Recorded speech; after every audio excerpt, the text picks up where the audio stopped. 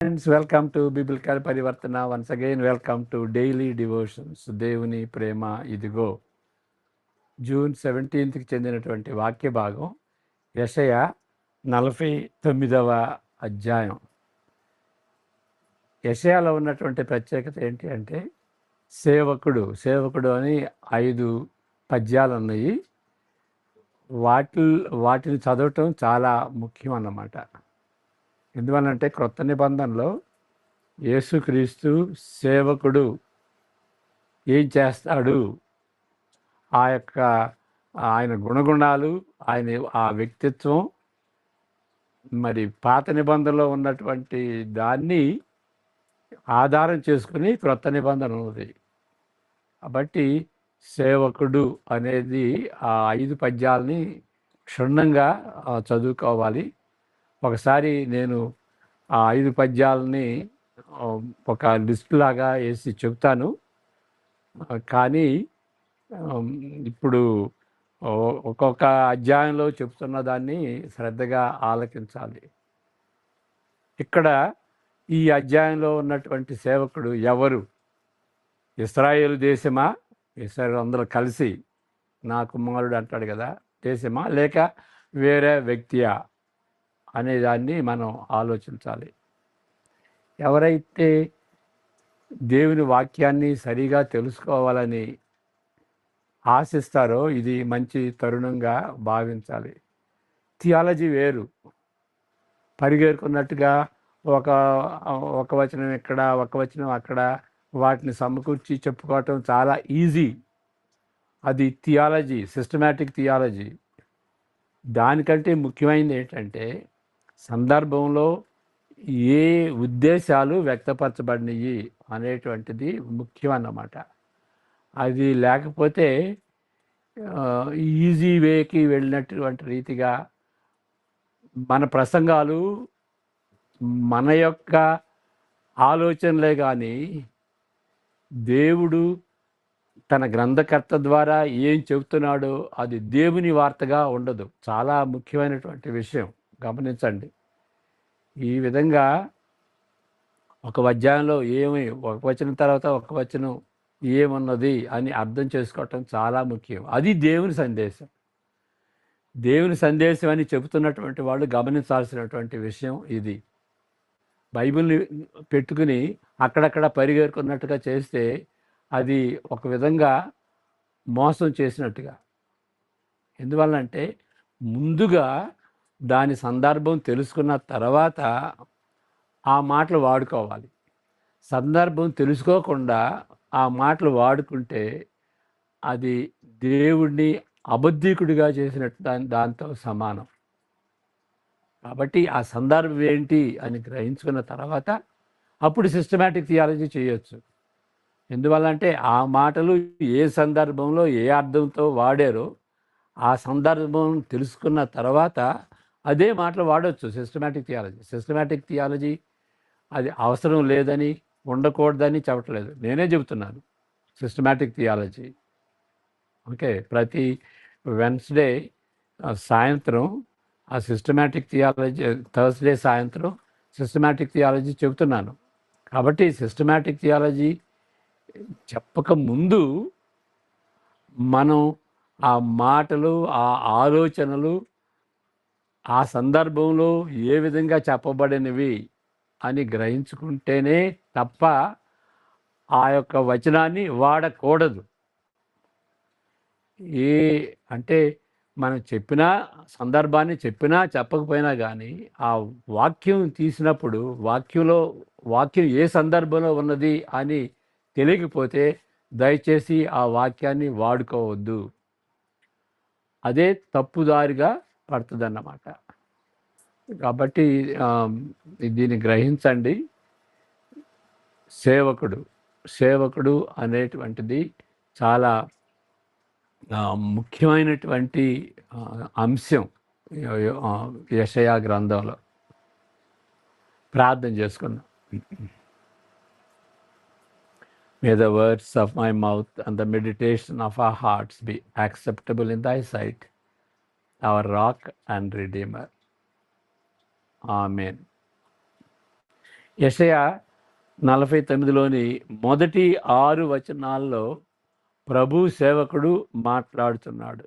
ఆయన ఎవరు అనేది చాలా ముఖ్యమైనటువంటి ప్రశ్న. ఆయనను పేరు పెట్టి చెప్పలేదు, పేరు పెట్టి పిలవలేదు కాబట్టి ఆయన ఎవరు అనేటువంటిది ఆ ప్రశ్న వస్తుంది.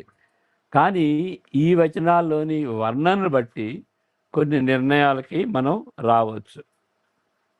ఇర్మియా ప్రవక్త వలె తాను పుట్టక మునుపే దేవుని చేత పిలువబడ్డాడు అని 1వ వచనంలో ఉంటుంది. అది ఇర్మియా వలె. ఇర్మియా 1:5లో కూడా అట్లా ఉంటుంది కదా. ఆయన వలె, అంతేకాకుండా పుట్టక ముందే పిలువబడటంతో పాటు నిరాశ చెందినంతగా వ్యతిరేకతకు గురి అయినప్పటికీ ఆయన వలె, ఇర్మియా వలె ఈ సేవకుడు గురి అయినప్పటికీ నమ్మకంగా పట్టుదల కలిగి ఉన్నాడు. పట్టుదల కలిగి ముందుకి కొనసాగటం, అది దాని ఇంగ్లీష్లో పర్సివరెన్స్ అంటారు. అది చాలా థియాలజికల్లీ లోడెడ్ వర్డ్ అన్నమాట, పర్సివరెన్స్. నిజమైనటువంటి బిలీవరు యేసుక్రీస్తు ఎడల విశ్వాసంలో ఆ అంతం వరకు, అంటే ఆయన జీవితాంతం వరకు కొనసాగుతాడు. మధ్యలో వదిలిపెట్టాడంటే అసలు మొదలు పెట్టలేదు అని అర్థం. ఏదో నటించవచ్చు, విశ్వాసిగా నటించవచ్చు, బాప్తీసం తీసుకున్నట్టుగా నటించవచ్చు. ఒత్తిడిని బట్టి, హింసలను బట్టి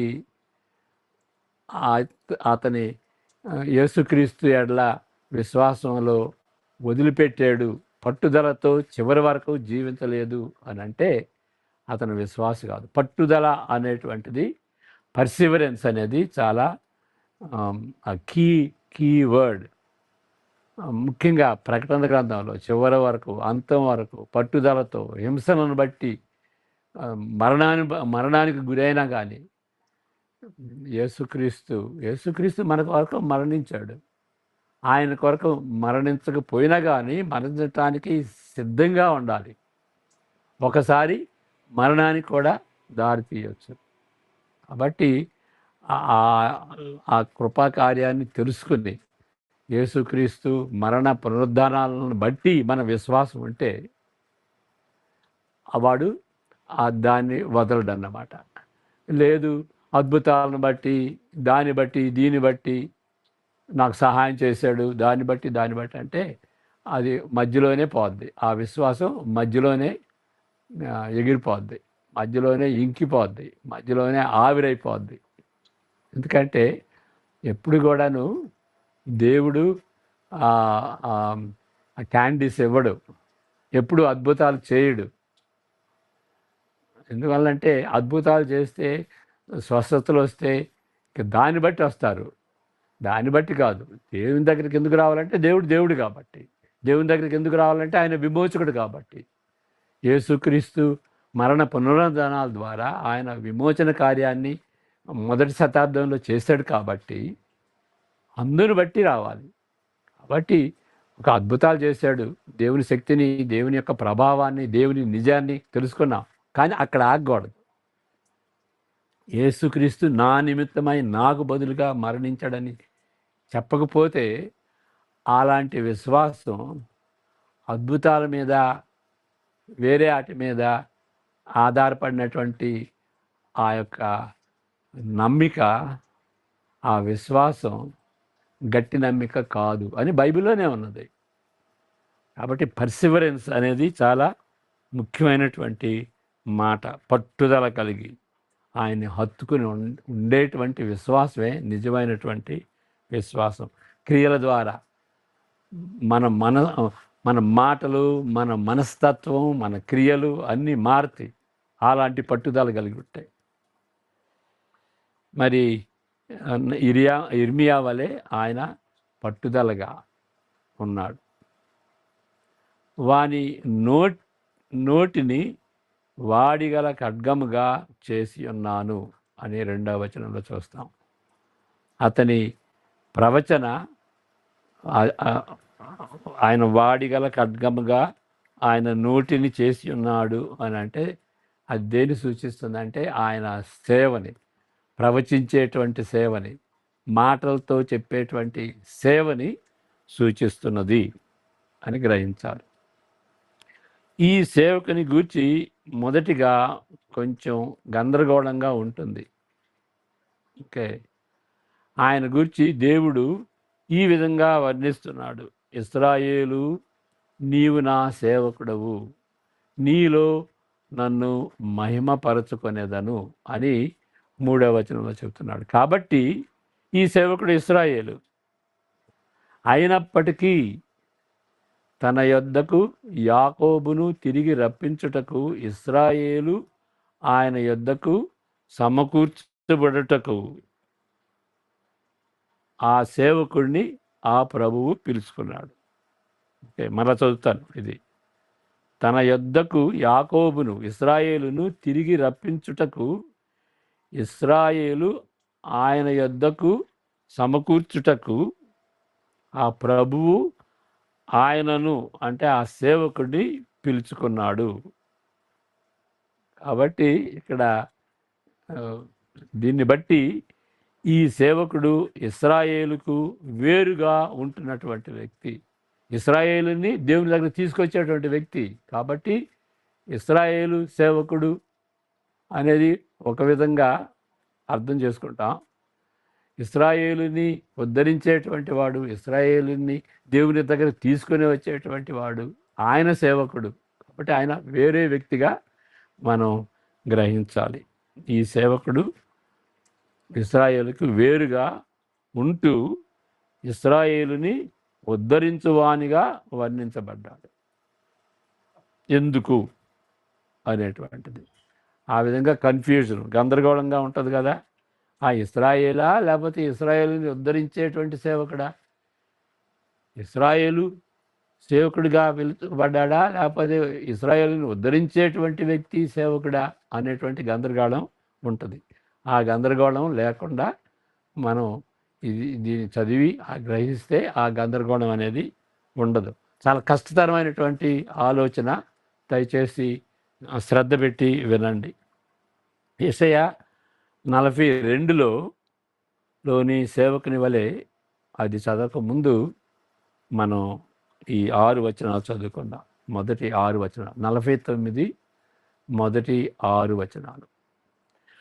ద్వీపములారా నా మాట వినుడి, దూరముననున్న జనములారా ఆలకించుడి. నేను గర్భమున పుట్టగానే యెహోవా నన్ను పిలిచెను, తల్లి నన్ను ఒడిలో పెట్టుకొనినది మొదలుకొని ఆయన నా నామము జ్ఞాపకము చేసుకునేది. ఇక్కడ దీపములారా అని ఉంది కదా.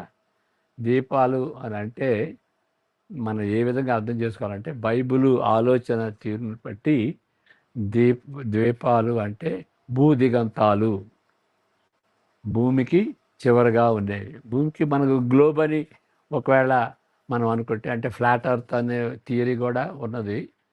ఆ ఫ్లాట్ ఎర్త్ ఒకవేళ మీరు గ్లోబు రౌండ్గా ఉంటుంది అని విశ్వసిస్తే మరి భూదిగంతాలు ఎట్లా ఉంటాయి? కానీ ద్వీపములారా అంటే దాని అర్థం అది. అంటే నలుమూలలు, దేశ నలుమూలలు, ప్రపంచానికి నలుమూలలు, ఈస్ట్ వెస్ట్ నార్త్ సౌత్. అది కూడా మరి ఈస్ట్ అని ఎట్లా అంటున్నాం? 4 దిక్కులని ఎందుకు అంటున్నాం? అది గ్లోబ్ అయితే. కాబట్టి మనకు గ్లోబ్ అని సైంటిఫిక్గా మనం తెలుసుకున్నా కానీ దానికి కూడా క్వశ్చన్ మార్క్ ఉంది. ఇప్పుడు దాని జోలికి మనం వెళ్ళొద్దు. ద్వీపములారా అంటే అర్థం ఏంటంటే భూమికి చివరగా ఉన్నటువంటి ఇవి, అంటే చివరి వాళ్ళు కూడా వింటారు, దూరంగా ఉన్నటువంటి వాళ్ళు కూడా వింటారు అనేటువంటి అర్థం అన్నమాట. 2వ వచనం, నా నోరు వాడిగల ఖడ్గముగా ఆయన చేసి ఉన్నాడు, తన చేతి నీడలో నన్ను దాచి ఉన్నాడు, నన్ను మెరుగు పెట్టిన అంబుగా చేసి తన అంబుల పొదిలో మూసిపెట్టి ఉన్నాడు. అక్కడ అంబుల పొదిలో మూసిపెట్టి ఉన్నాడు. ఓకే. అంటే అంటే క్లియర్గా లేదు, మరుగుపరచబడి అంబుల పొదిలో ఆయన దాచబడి ఉన్నాడు. ఇశ్రాయేలు, నీవు నా సేవకుడవు, నీలో నన్ను మహిమపరచుకునేదను అని ఆయన నాతో చెప్పాను. అయినను వ్యర్థముగా నేను కష్టపడితిని, ఫలమేమీ లేకుండా నా బలమును వృధాగా వ్యయపరిచి ఉన్నాననుకుంటుని. నాకు న్యాయకర్త యెహోవాయే, నా బహుమానము నా దేవుని యొద్దనే ఉన్నది. 5. యెహోవా దృష్టికి నేను ఘనుడనైతిని, నా దేవుడు నాకు బలమాయను.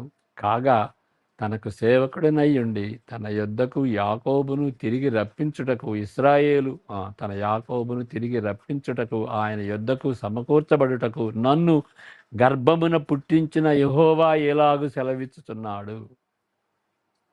6వ వచనం. నీవు యాకోబు గోత్రపు వారిని ఉద్ధరించునట్లును, ఇశ్రాయేలులో తప్పించబడిన వారిని రప్పించునట్లును నా సేవకుడివై ఉండుట. మరలా నా సేవకుడివై ఉండుట ఎంతో స్వల్ప విషయము. భూదిగంతముల వరకు నీవు నేను కలుగజేయు రక్షణకు సాధనమగుటకై అన్యజనులకు వెలుగయ్యుండునట్లు నిన్ను నియమించి ఉన్నాను. ఇక్కడ యెషయా 42లో మొదటి 9 వచనాలు మనం చదువుకున్నాం. అక్కడ సేవకుడు గురించి, ఇశ్రాయేలీయులు ఏ విధంగా ఉండవలెనో ఆ సేవకుడు ఆ విధంగా ఉన్నాడు. అలాంటి సేవకుడు ఏ విధంగా ఉండాలో 42లో మొదటి 9 వచనాల్లో ఏ విధంగా ఆ సేవకుడు ఉండాలో ఆ విధంగా ఆ తీరులో ఉన్నటువంటి సేవకుడు ఈయన కూడా. ఈయన మాదిరికరమైన ఇశ్రాయేలీయుడు, దేవుని సంపూర్ణ సేవకుడు. ఈ విధముగా ప్రయోగాత్మకమైన ఇశ్రాయేలును, ఎక్స్పెరిమెంటల్ ఇజ్రాయెల్, ఉద్ధరించే సేవకుడు. అంటే ఇశ్రాయేలు దేశం, యూదులు ఉన్నటువంటి ఇశ్రాయేలు దేశం, దాన్ని ఎంపెరికల్ ఇజ్రాయెల్ అని అన్నాడు ఈయన. ఎంపెరికల్ ఇజ్రాయెల్ అంటే ప్రయోజనాత్మకమైన ఇశ్రాయెల్. ఇప్పుడు అమెరికాని ఏమంటారు అని అంటే అమెరికన్ ఎక్స్పెరిమెంట్ అంటారు.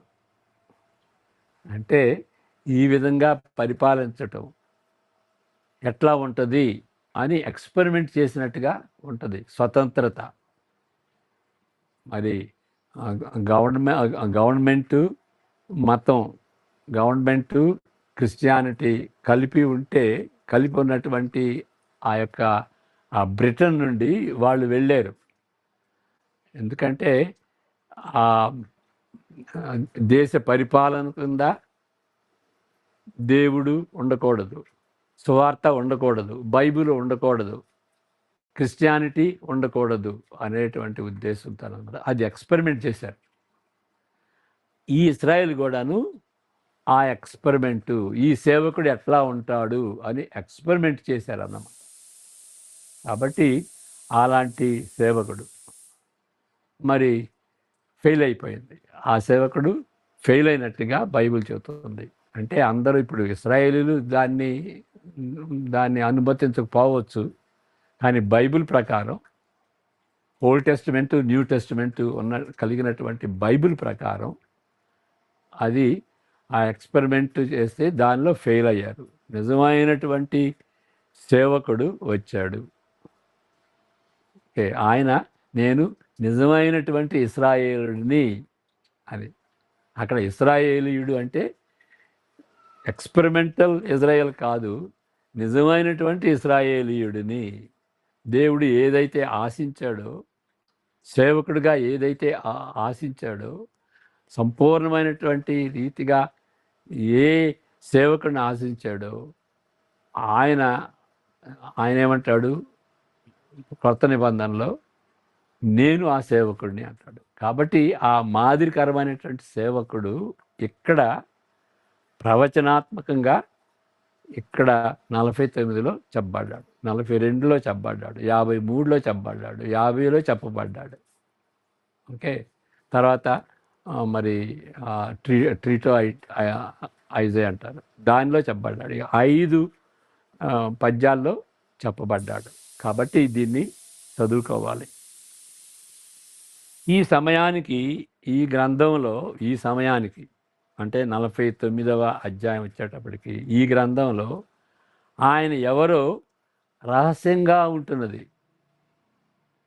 నన్ను మెరుగుపెట్టిన అంబుగా చేసి తన అంబుల పొదిలో మూసిపెట్టి ఉన్నాడు. కాబట్టి దాగి ఉన్నది, రహస్యంగా ఉన్నది. ఆయన ఎవరో ఐడెంటిటీ క్లియర్గా లేదు అని ఆ సేవకుడు పేర్కొంటున్నాడు.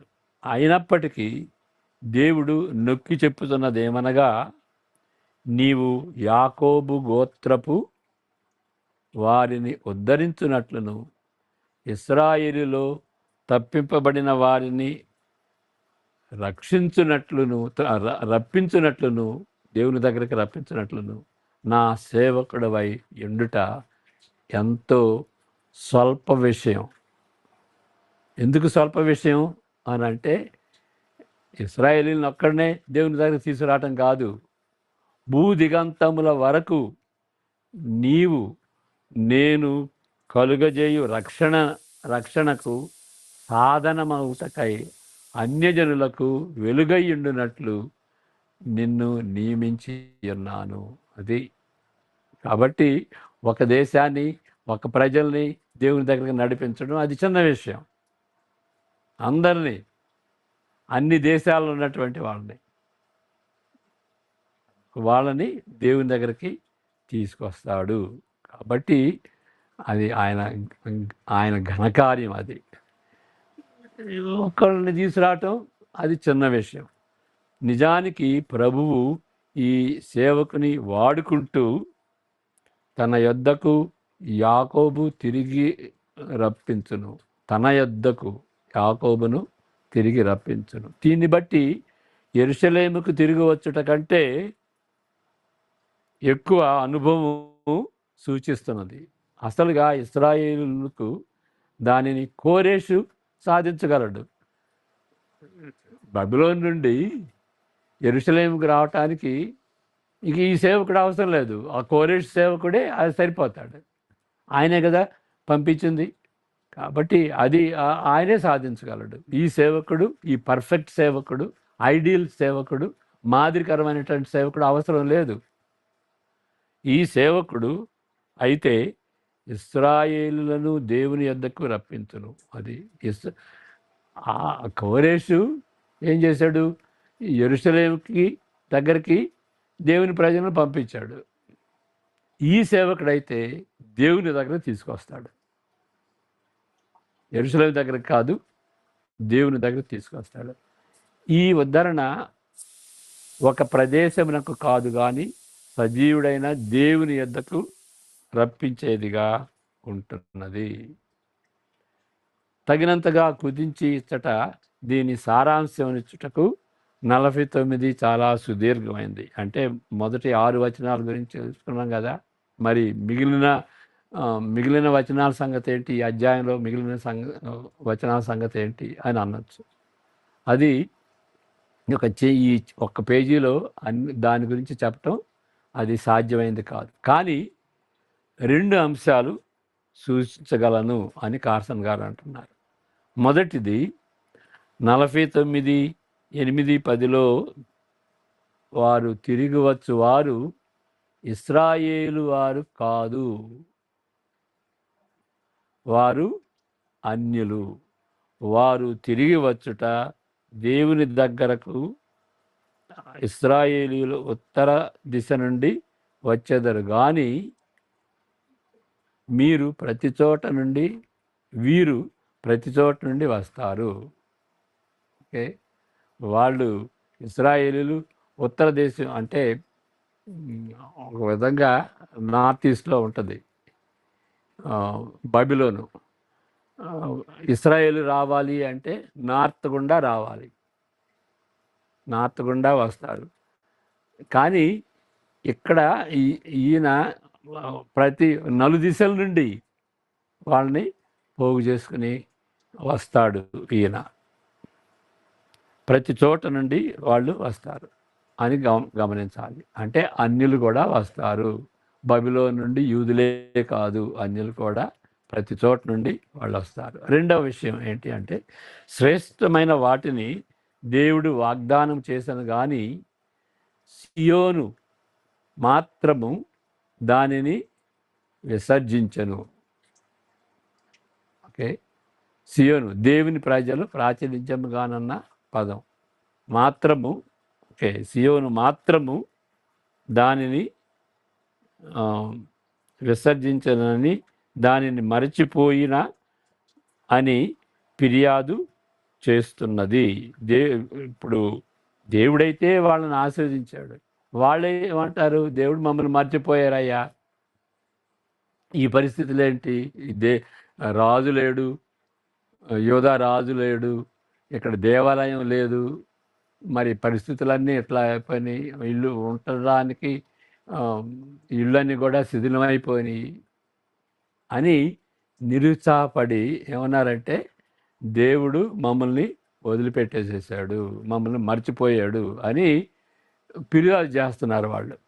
కానీ హృదయం కంపించేటువంటి రీతిగా దేవుడు దానికి స్పందిస్తూ, నేనెందుకు మర్చిపోతాను, లేదు అని ఒక నిబంధనలాగా ఒప్పందం చేసుకున్నటువంటి వ్యక్తిగా ఆయన చెబుతున్నది ఏంటంటే, స్త్రీ తన గర్భమున పుట్టిన బిడ్డను కరుణింపకుండా తన చంటి పిల్లను మరచునా, వారైనా మరుతురు కానీ నేను నిన్ను మరువను. ఎంత గంభీరమైనటువంటి మాట ఇది. అన్నీ స్తంభించిపోయినప్పుడు, మన జీవితంలో అన్నీ స్తంభించిపోయినప్పుడు, ఇక ఏం జరగట్లేదు, ఎందుకు ముందుకెళ్ళట్లేదు, మన పరిస్థితి అట్లాగే ఉన్నది అని నిరుత్సాహపరిచే సమయంలో మనం గ్రహించాల్సింది ఏంటంటే, ఇలాంటి వచనాలని 15వ వచనం. ఓకే, దేవుడు స్పందిస్తూ సుదీర్ఘంగా మన్నే వాగ్దానాలను జ్ఞాపకం చేసుకోనండి. దానిలో ఇదొక వాగ్దానం. ఏంటి వాగ్దానం అంటే, స్త్రీ తన గర్భమున పుట్టిన బిడ్డను కరుణింపకుండా తన చంటి పిల్లను మరచున, వారైనా మరచుదురు కానీ నేను నిన్ను మరువను. అలాంటిదే మరి అలాంటి వచనాలు మననం చేసుకోవాలి. దేవుడు ఎందుకు వదిలిపెడతాడు? యేసుక్రీస్తుని బట్టి దేవుని నమ్ముకుంటే అది ముఖ్యం. యేసుక్రీస్తుని బట్టి ఆయన నమ్ముకుంటే దేవుని సంతానం అవుతాం, దేవుని బిడ్డలం అవుతాం. ఆ బిడ్డల్ని ఎందుకు మర్చిపోతాడు? తల్లి బిడ్డను మర్చిపోద్దా? కన్నా తర్వాత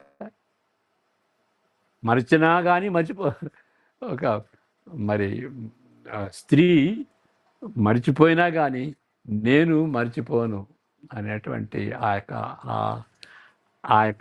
ఆ నిబంధన, ఆయన కట్టుబడి, అంటే ఆయన విశ్వసనీయత, ఆయన డిపెండబిలిటీ, ఆయన నమ్మాలి అని ఆయన ఒక నిబంధనలాగా రాసిచ్చాడు, మాట ఇచ్చాడు, నిబంధన చేసుకున్నాడు, ఒట్టు పెట్టుకున్నాడు. అలాంటి మాటలు, అలాంటిదే క్రొత్త నిబంధనలో కూడా పౌలు చెప్పినటువంటి మాటలను మనం చదువుకుందాం, దాంతో ముగించుకుందాం. 8వ అధ్యాయం 31 నుండి 39. అలాంటి ప్రేమ, తల్లి తన బిడ్డను ఏ విధంగా ప్రేమిస్తుందో దేవుడు మనల్ని ప్రేమిస్తాడు.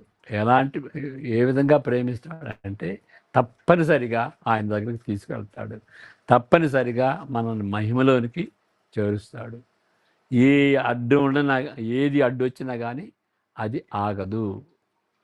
అలాంటిది ఇప్పుడు తల్లి పిల్లని ఎట్లా దాచుకుంటే తనకు లేకపోయినా కానీ, భోజనం లేకపోయినా కానీ పిల్లలకి పెడుతుంది కదా. తనకి తనకి బట్టలు లేకపోయినా, చిరుతిండి లేకపోయినా కానీ పిల్లల యొక్క సంరక్షణ చూసేటువంటి తల్లి కదా. అంతకంటే ఎక్కువ వాళ్ళు మర్చిపోయినా, ఎందుకంటే కొన్నిసార్లు మరి వాళ్ళు మానవ మాతృలు కదా. ఇశ్రాయేలీయులు మరి మనం పాత నిబంధనలో చదివినటువంటి రీతిగా ప్రజలు ఏం చేశారంటే తమ పిల్లల్ని హత్య చేసుకుని భుజించారు. చూడండి ఎంత దారుణం. కాబట్టి మనం కూడా టీవీలో చూస్తున్నాం, భర్తల్ని చంపటం, తల్లిదండ్రుల్ని చంపటం, మరి పిల్లలు తల్లిదండ్రులు చంపటం, తల్లిదండ్రులు పిల్లల్ని చంపటం, అలాంటి పరిస్థితి అనమాట. పాపం అనేది అంత అంత తీవ్రంగా, అంత పాతుకుపోయినటువంటి ఆ కాఠిన్యత హృదయం అన్నమాట. ఆ విధంగా జరుగుతాయి. కానీ దేవుని ప్రేమ, వాడబారినటువంటి ప్రేమ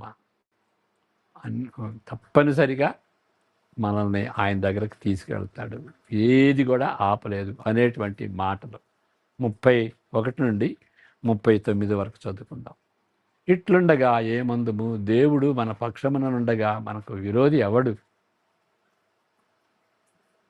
తన సొంత కుమారుని అనుగ్రహించుటకు వెనుక తీయక మన అందరి కొరకు ఆయనను అప్పగించిన వాడు ఆయనతో పాటు సమస్తమును మనకెందుకు అనుగ్రహింపడు? రెటారికల్ క్వశ్చన్. దేవుని చేత ఏర్పరచబడిన వారి మీద నేరము మోపువాడు ఎవడు? నీతిమంతులుగా తీర్చువాడు దేవుడే కదా. శిక్ష విధించువాడెవడు? చనిపోయిన క్రీస్తు యేసే. అంతేకాదు, మృతులలో నుండి లేచిన వాడును, దేవుని కుడిపార్శ్వమున ఉన్నవాడును, మన కొరకు విజ్ఞాపన కూడా చేయువాడును ఆయనే. క్రీస్తు ప్రేమ శిక్ష విధించువాడెవడు? క్రీస్తు ప్రేమ నుండి మనలను ఎడబాపు వాడెవడు?